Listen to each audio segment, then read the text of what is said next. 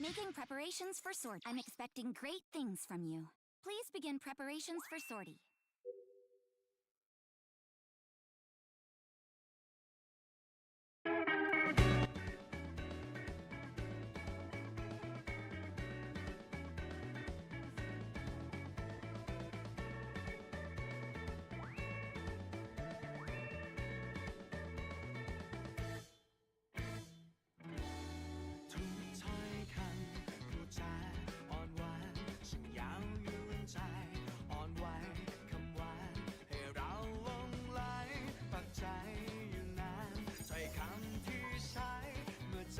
Please confirm or change the various settings. Modifying settings.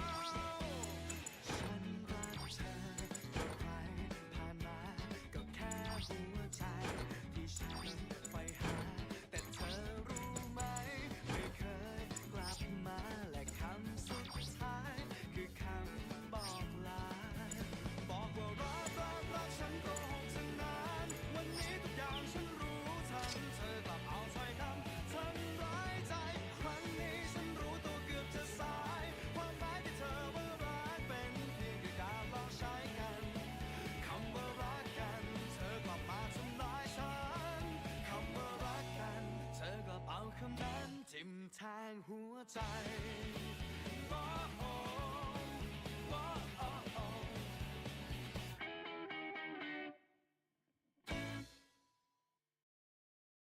บอกว่ารักฉันโกหกฉันนานวันนี้ทุกอย่างฉันรู้ทันเธอกลับเอาถ้อยคำทำร้ายใจ เ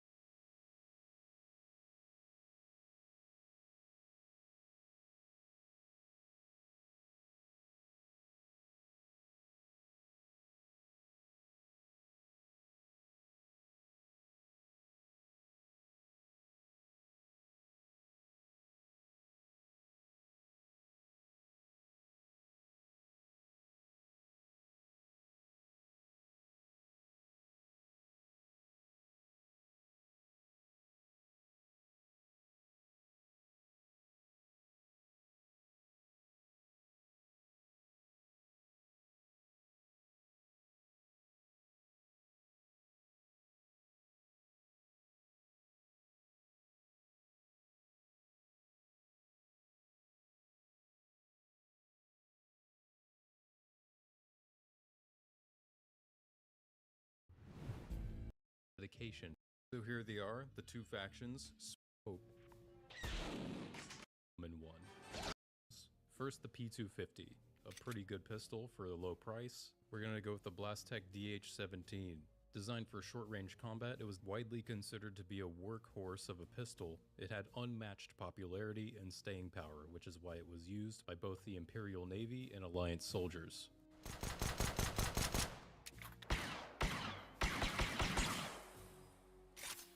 Dual Berettas. This is a no-brainer. It's Jango Fett's dual Wester 34s. They were designed for brief but intense surprise attacks at close range, and were able to withstand continuous fire, raising it to temperatures that would melt most ordinary blasters. This is thanks to the silver DeLorean alloy that was used to make it. I don't know if they just called it that because the Mandalorian used it. Is the DeLorean alloy? Whatever.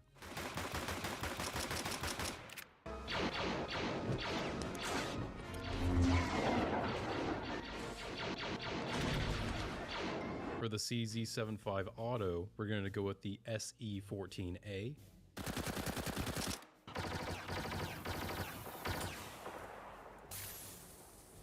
Moving on to the next tier of exclusive sighted guns, we got the T-sighted Tech 9, which we're replacing with the Briar Blaster pistol, most famously used by Kyle Katarn in the Jedi Knight series. Very precise, although a bit weak, but it does have the unique ability to do a charge attack at the expense of extra ammo. I think this is really good to replace the Tech 9 because that gun is usually used as a quick entry headshot machine, having good running accuracy on the first shot. So the Briar pistol could serve the same function, charging up a shot, running in, and plugging someone in the head.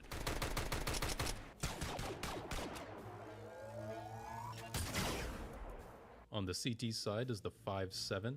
This one's another layup thanks to the prequels with the DT-57 Heavy Blaster pistol. It was used by Mr. Grievous, and it literally has 5.7 in the name.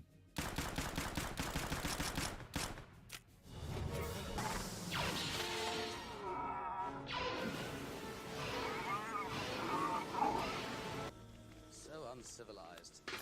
Replacing the R8 revolver is going to be the DT-29. It's basically a revolver pistol. It's from the canon, and I think director Krennic used one.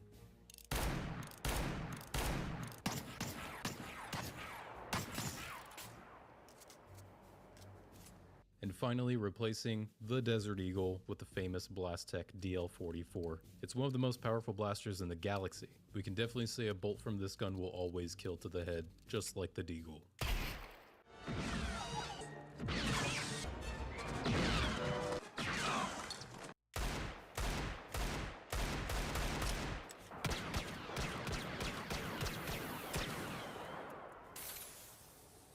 Moving on to SMGs and carbines, let's look at the T-sighted MAC-10. We're going to go with another Naboo Royal Forces gun, this CR2 Heavy Repeating Pistol. This CR2 Heavy Repeating Pistol.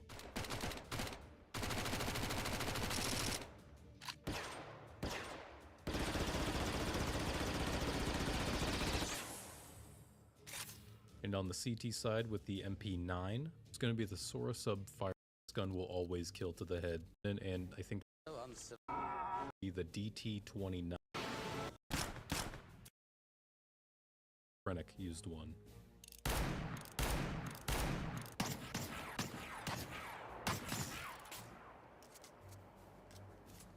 finally, replacing the Desert Eagle with the famous Blastech DL44. It's one of the most powerful blasters in the galaxy. We can definitely say a bolt from this gun will always kill to the head, just like the Deagle.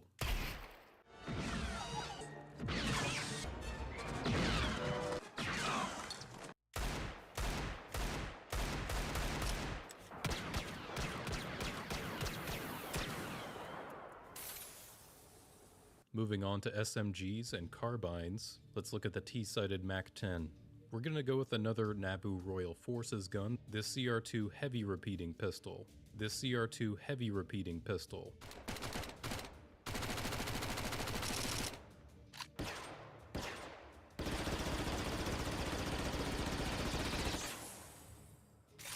And on the CT side with the MP9, it's gonna be the Sora-Sub Firelance. This goes all the way back to the West End Games tabletop RPG.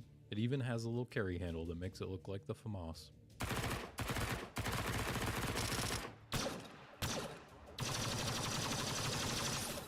Replacing the UMP-45 is going to be the ACP Repeater, also known as a Trandoshan Chopper or Grinder. This is used by a lot of thugs. It's a medium-range, fully automatic blaster, and it cuts through shields really quick.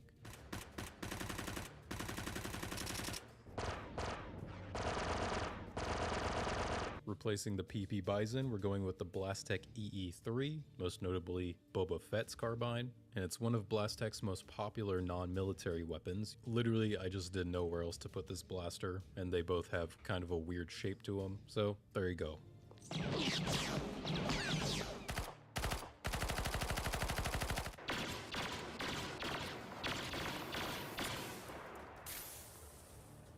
Coming up with the silenced MP5, we're going to use that silenced clone carbine we mentioned before, the DC-19 Stealth.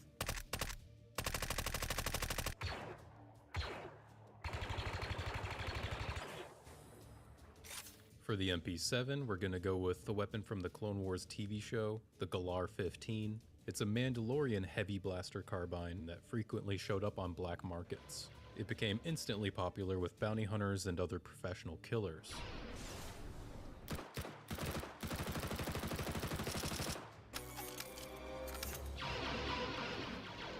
And finally, the P90, which is the best submachine gun in Counter-Strike. We're going to go with the TL50 Heavy Repeater. This is a model of heavy repeating blaster rifle made for the Special Forces in the Empire. This weapon is most known for its oppressive storm of blaster bolts that it can unleash, but also its alternate fire, which lobbed a concussive blast.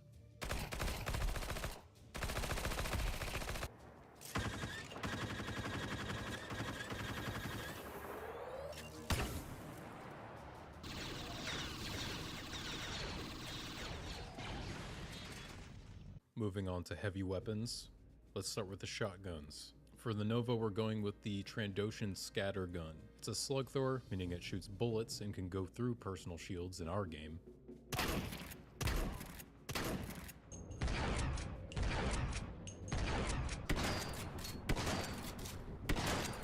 And for the XM semi-automatic shotgun, we're going with the Golan Arms FC-1 Flechette Launcher. It's a semi-automatic gun that fires canisters of metal flechettes, effective at close range with high armor penetration.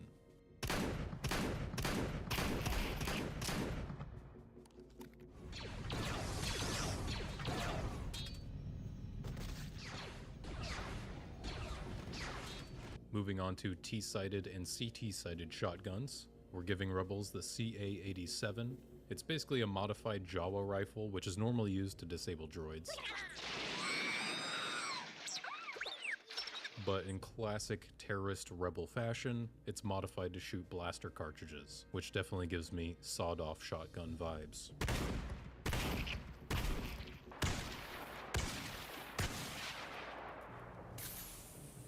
And on the Imperial side, replacing the Mag-7 shotgun is the Blastech EE4. It's essentially a blaster shotgun.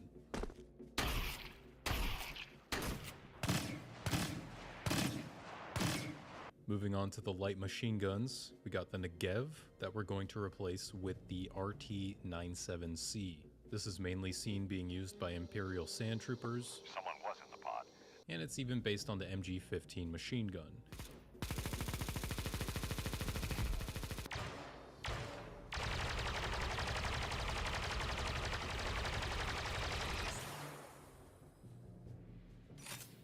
And for the outrageously overpriced M249, we're gonna go with the badass Merson Z6 chain gun. This is a chain gun mainly used by the Grand Army during the Clone Wars, and yeah, it's a chain gun.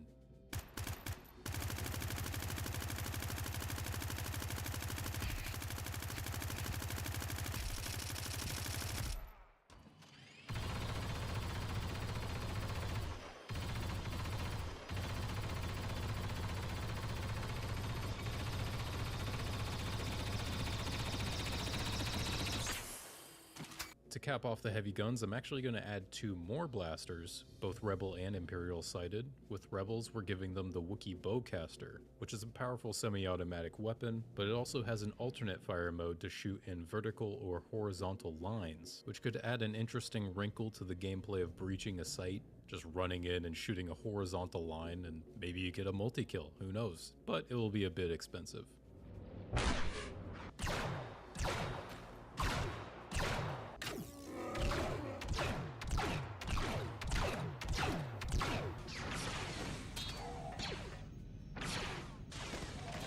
And on the Imperial side of things, I'm going to give them the T-21 Light Repeating Blaster.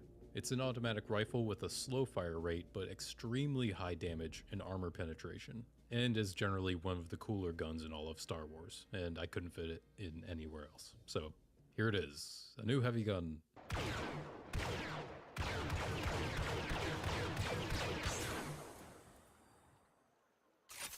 Now on to the fun stuff, the rifles. Replacing the starting T-side rifle, the Galil, is going to be the Relby V10. This blaster was used by Bausk.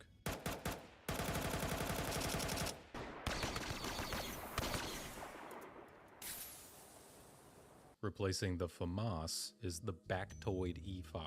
This is the blaster rifle you see every battle droid using. Pretty much the precursor to the E11. Returning to base camp. Get their weapons. Come back in one piece, okay? Please begin preparations for sortie.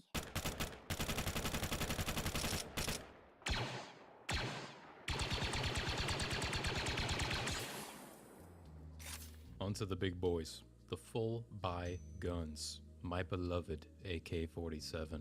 This is a can of space worms I'm about to open. So there's this gun in Book of Boba and The Mandalorian called the KA-74. Haha, very funny. Also called the Frontiersman in some concept art. But this gun was actually based off of a gun more close to the PP Bison, which is like a baby AK. The KA-47 is a cool looking gun, but it doesn't exactly fit what we want. But in Andor Episode 4, there's this blaster, which looks pretty much like an AK-47 exactly. A lot of people lost their mind over this because it wasn't Star Warsy enough, meaning it didn't have Returning other to random base shit camp. glued onto it, but I have a correct judgment on this. Come back in You one know how piece, most okay? blasters are Please basically begin old war preparations for weapons? sortie. This site shows that the blaster is made from an AKMS and an MP40. The AKMS came out in 1959, and the MP40 is a German World War II submachine gun. And upon closer inspection of this gun in different screenshots, it's actually very Star Wars looking. This gun actually works perfect for our AK-47. It has the magazine, the stock is a bit different looking than just the wooden stock. So yeah, we're gonna use whatever this blaster is. It actually doesn't have a name, but for the love of God, we're not calling it the KA-74. We'll just have to give it a new name for now. There's actually a blaster company called Arakid. They're the ones who made Zam Wessel's pistol. And then like 80% of the work out blasters in there. Star Wars are letter I double handle number, pilot so sorties we're for the going whole with the making Arakid preparations. I'm K-47. expecting great things Done. from you. Can Please of begin worms preparations for closed. sortie.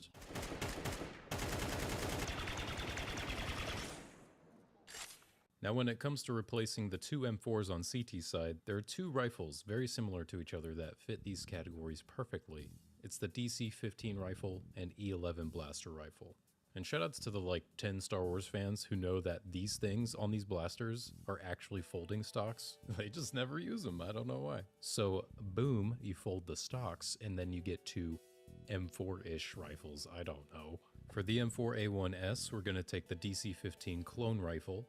No, not the gigantic one, the normal one. The one you see all the clone troopers work killing out them there. younglings with, but with I the handle silencer. pilot sorties for the whole making preparations. Come back in one piece, okay? Please begin preparations for sortie.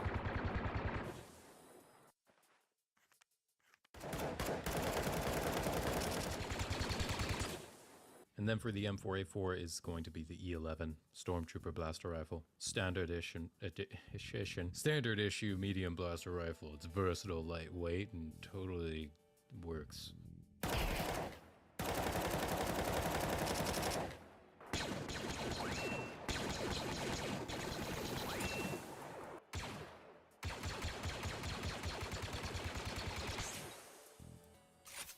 Moving along, we have the scoped assault rifles. With the T side, we have the SG553, which we're going to replace with the very iconic Blastech A280. Rebel forces can be seen using this on the Battle of Hoth and Empire Strikes Back. It's based on this gun from World War II.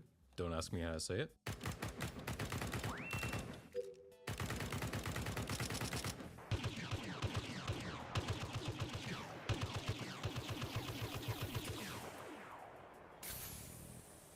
For the Imperial side, replacing the CT's AUG, this is going to be the Wester M5. The M5 was used by cloned commandos during the Clone Wars. It had a scope, it also included an underbarrel grenade launcher, and it has high armor penetration.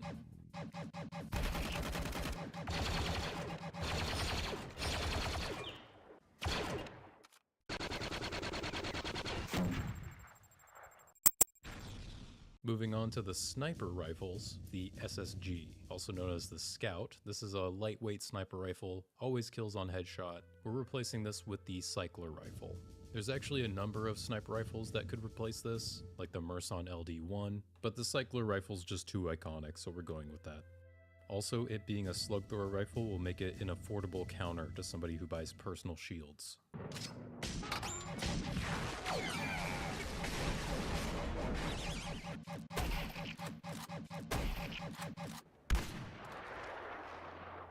And now replacing the sniper rifle, the AWP. One shots to any part of the body that's not the legs. There are actually quite a few sniper rifles that could fit this position. There's the DLT-19X, the NT-242, but I'm going to pick something very Star Warsy and unique to our game, the 10-LOS Disruptor Rifle. This rifle is highly illegal for its disintegrating properties, vaporizing its target at the molecular level on hit, leaving the target in a smoking pile of ash where they used to be. Yes, disintegrations. Am I right, fellas? It looks like an SNES Super Scope, or this design right here. Honestly, we could just come up with a totally unique design, but here it is, the Super Scope.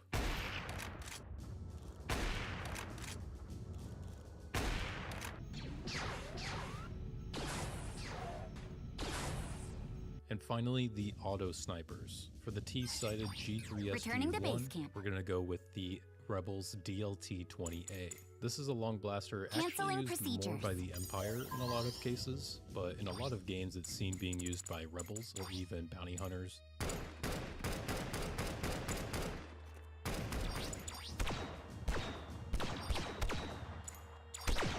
And finally, to replace the CT's auto sniper, the Scar 20, we're going with the Vulcan 38X. Most notably, this blaster is held by Dengar, and it shows up in the Battlefront games. I honestly just picked it because it was word 2 numbers and was an auto sniper. Hi! Welcome to You Can Exchange. These are the current supply materials. These are the current supply materials.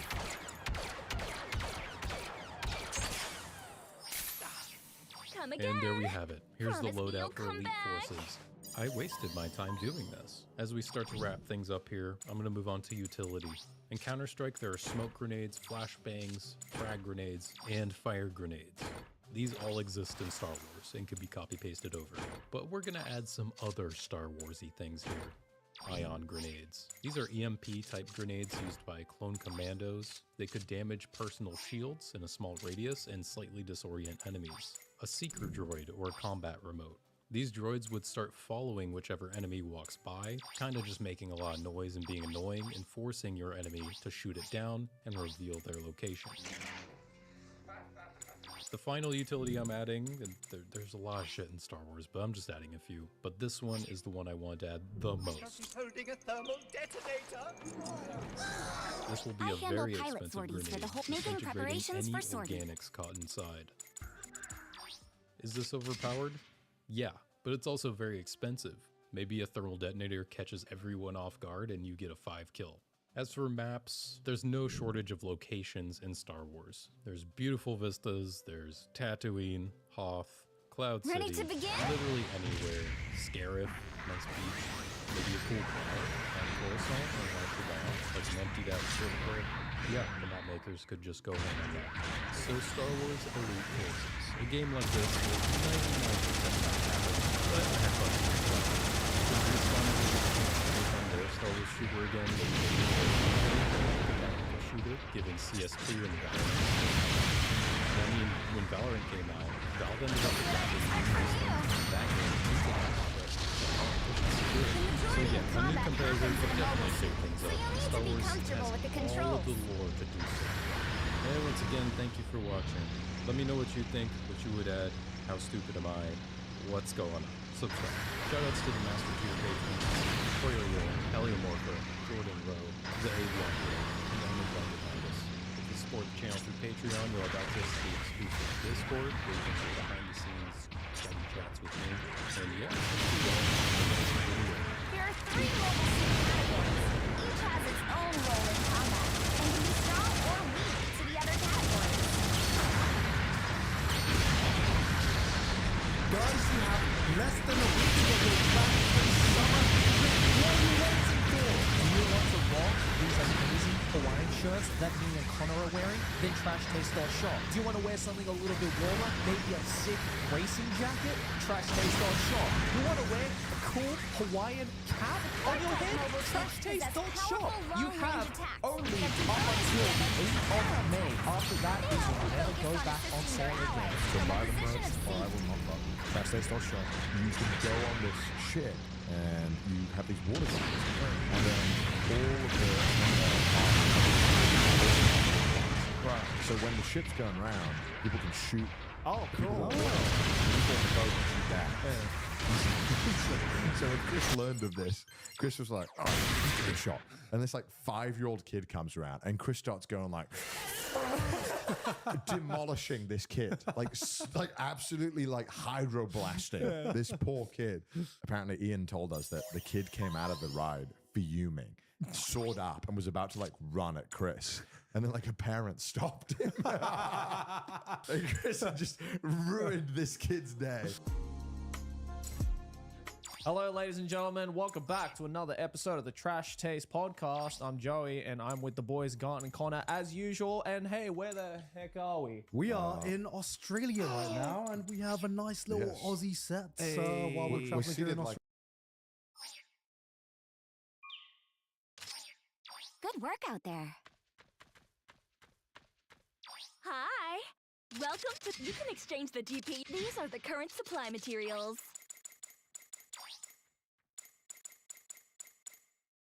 Thank you so much! Come again! Promise me you'll come back!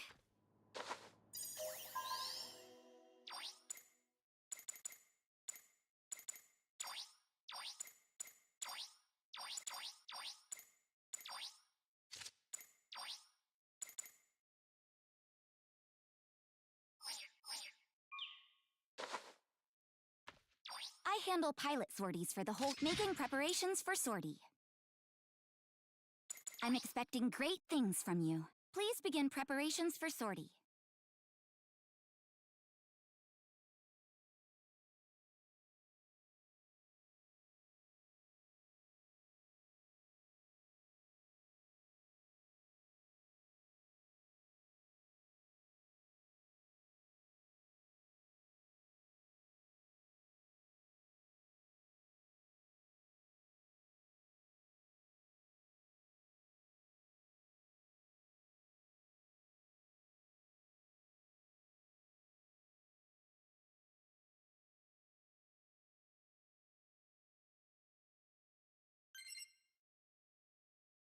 Good work out there.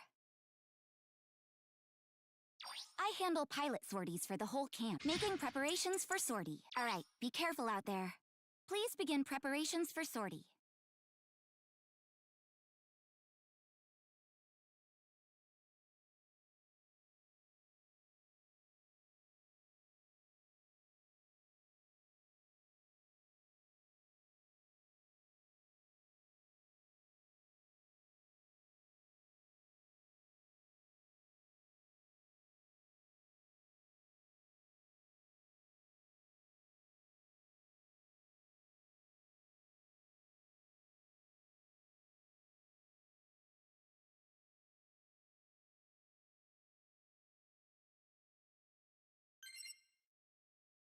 Good work out there.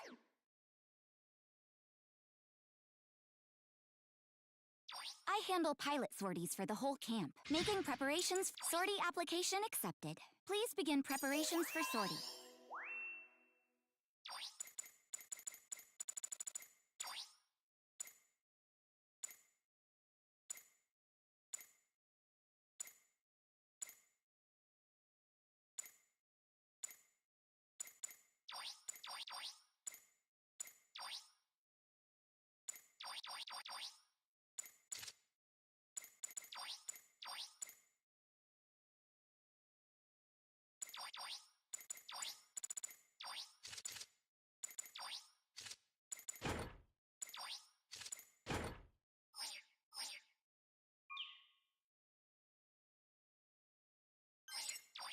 Returning to base camp. Canceling procedures. Making preparations for sortie.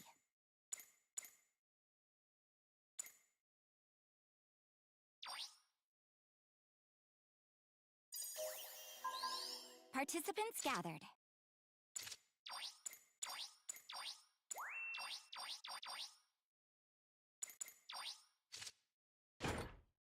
Team has been established. Commence final preparations.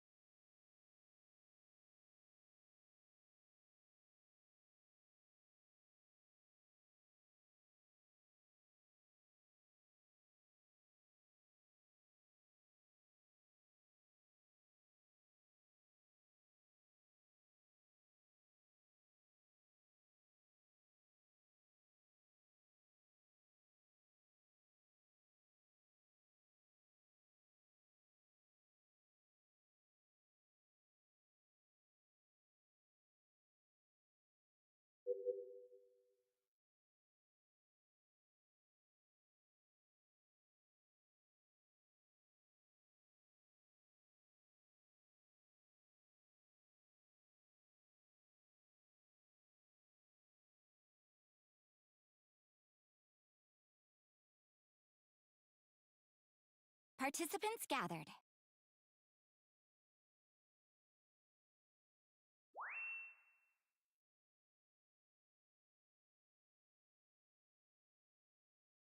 Team has been established. Commence final preparations.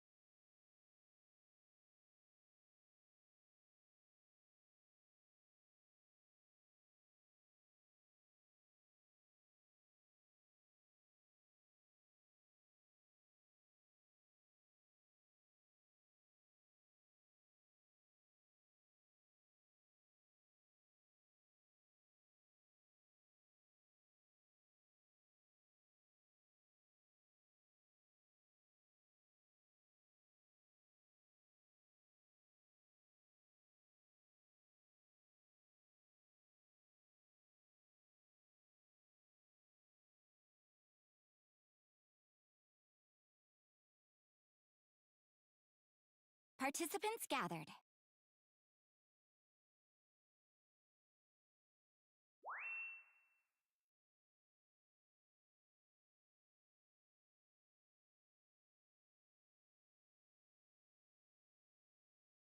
Team has been established. Commence final preparations.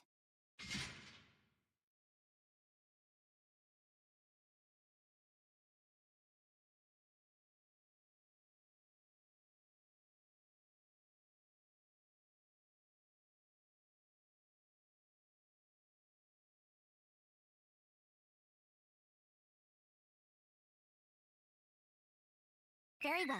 Proceeding to the battlefield.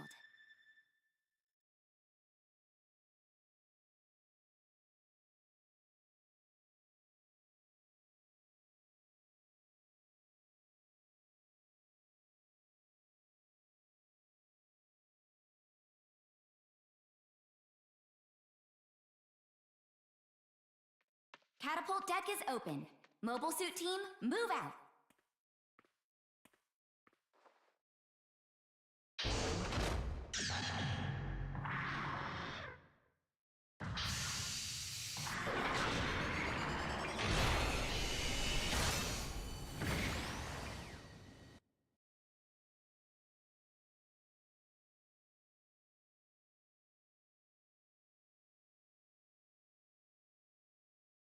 Begin the mission.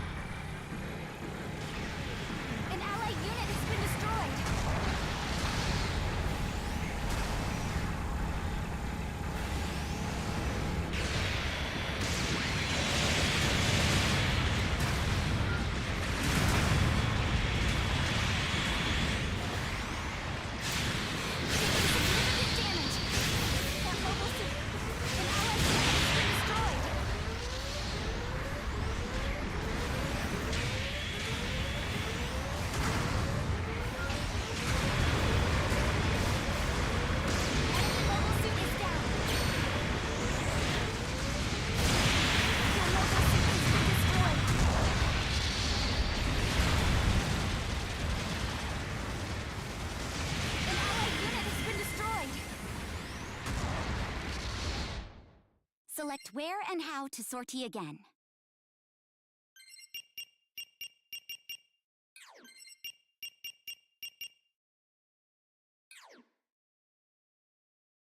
An allied unit has been destroyed! Requesting to sortie.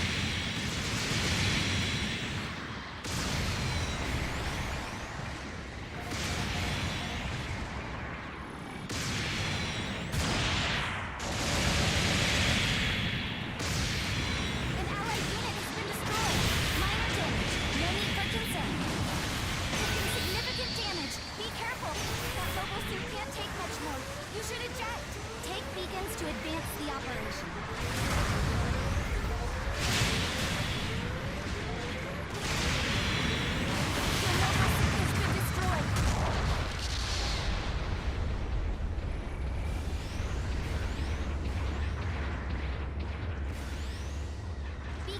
captured.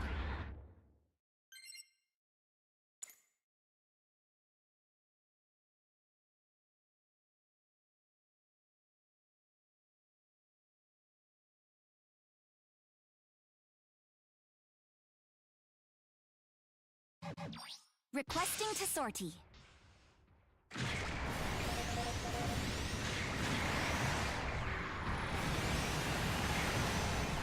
Beacon captured.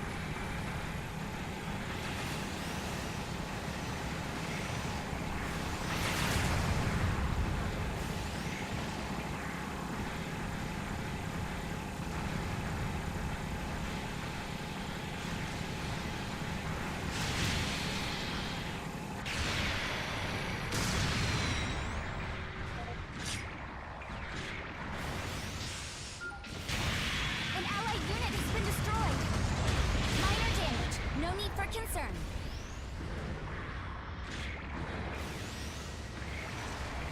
An allied unit has been destroyed.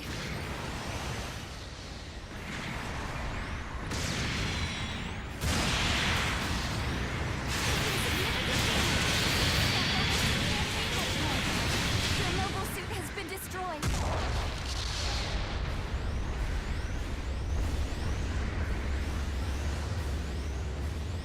Supporting fire incoming. Evacuate the target area.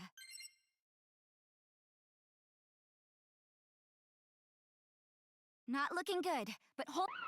Long-range supporting fire incoming. Firing has ceased. Supporting fire dealt heavy damage to the enemy. Requesting to sortie.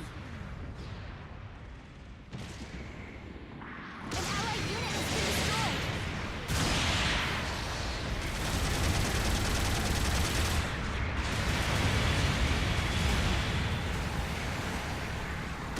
Enemy mobile suit is down.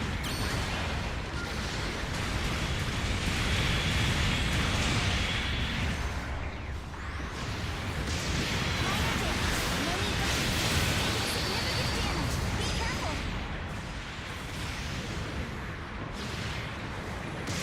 That mobile suit can't take much more.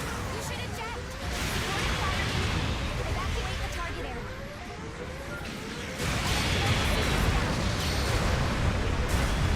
Long-range supporting fire incoming. 2 minutes. Bases are now more valuable for this mission. Firing has ceased. Supporting fire dealt damage. Now's your chance. Ally has destroyed. An allied unit has been destroyed. Bomb planted in enemy base.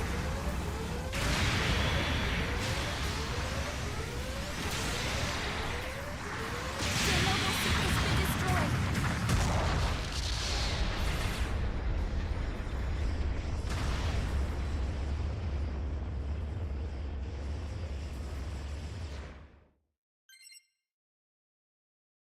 An allied unit has been destroyed.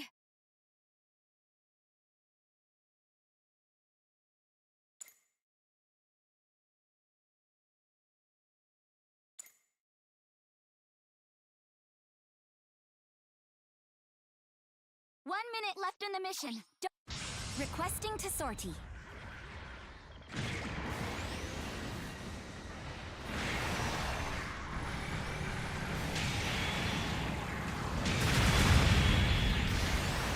Minor damage. No need for concern. Significant damage. Successfully. Your mobile suit has been destroyed.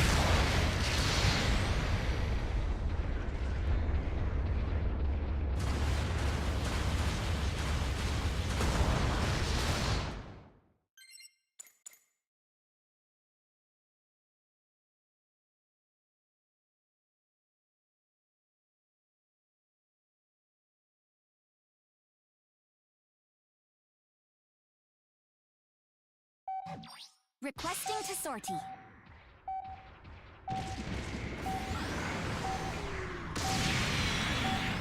Minor damage. No need. Time has run out.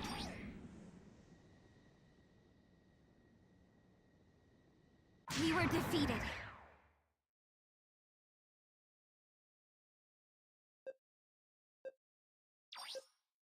Here are your rewards from this battle.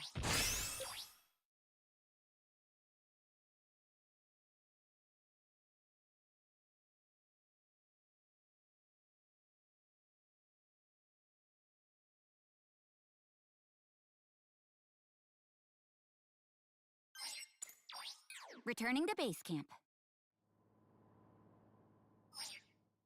Making preparations for sortie application accepted. Please begin preparations for sortie.